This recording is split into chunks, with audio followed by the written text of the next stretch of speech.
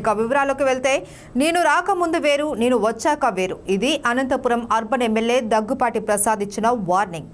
గతంలో ఏం జరిగిందో పక్కన పెట్టండి, ఇప్పటి నుంచి పరిస్థితి మెరుగుపడకపోతే చర్యలు తప్పవు అని ఆయన హెచ్చరించారు. నగరపాలక సంస్థ కార్యాలయంలో జరిగిన గ్రీవెన్స్ కార్యక్రమంలో అనంతపురం అర్బన్ ఎమ్మెల్యే దగ్గుపాటి ప్రసాద్ పాల్గొన్నారు. ప్రజల సమస్యలు ఓపిగ్గా అడిగి తెలుసుకున్నారు. సిఐటియు నాయకులు పనిముట్ల కోసం నిరసన తెలియజేయగా ఎమ్మెల్యే దగ్గుపాటి వారించారు. మీ సమస్య ఏంటో చెప్పాలి అంటూ ఆయన అడిగారు. గతంలో పరిస్థితిని వదిలేయండి, ఇప్పుడు మీకేం కావాలి అంటూ ఆయన ప్రశ్నించారు.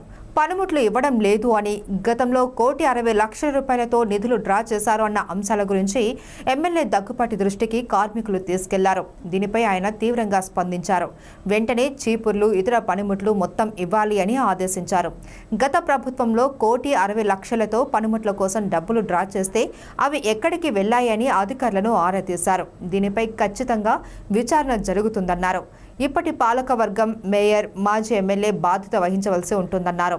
ప్రజా సమస్యల పరిష్కారంలో నిర్లక్ష్యం వహిస్తే ఊరుకునేది లేదు అని ఆయన స్పష్టం చేశారు. ఊడ్చడానికి పరకలు కానీ లేవు అని చెప్పేసి తెలియజేయడం జరిగింది. పనిముట్లు కానీ సేఫ్టీ కానీ లేవని చెప్పేసి జరిగింది.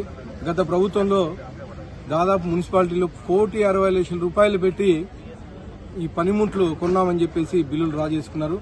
కేవలం కాగితాల మీద బిల్లులు తెచ్చుకొని పనిముట్లు కొనుక్కోకుండా డబ్బులు డ్రా చేసుకోవడం జరిగింది. ఇప్పుడుండే మేయర్ అయితే ఏమి, వాళ్ళ సిబ్బంది, మేయరు, మాజీ ఎమ్మెల్యే వీళ్ళంతా డబ్బులు తీసుకొని డ్రా చేశారు కానీ ఎక్కడికైనా పనిముట్లు రాలేదు. దానిలో భాగంగానే ఈరోజు పొద్దున కేవలం వేపులు పట్టుకొని కసుపు కూర్చొని జరిగింది.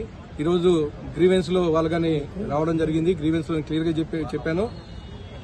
ఇంతకుముందు గత ప్రభుత్వం చేసిన వైఫల్యాలు ఏవైతే ఉన్నాయో అవన్నీ మేము వచ్చిన తర్వాత తీరుస్తాము అని చెప్పేసి చాలా క్లియర్ గా చెప్పడం జరిగింది.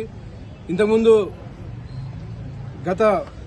అంటే ఈ రోజు 2 రోజుల కింద కొత్త కమిషనర్ వచ్చారు. నేను క్లియర్ గా చెప్పాను, దగ్గుపాటు రాకముందు వేరు, దగ్గుపాటు వచ్చిన తర్వాత వేరు అని చెప్పేసి నేను క్లియర్ గా చెప్పాను.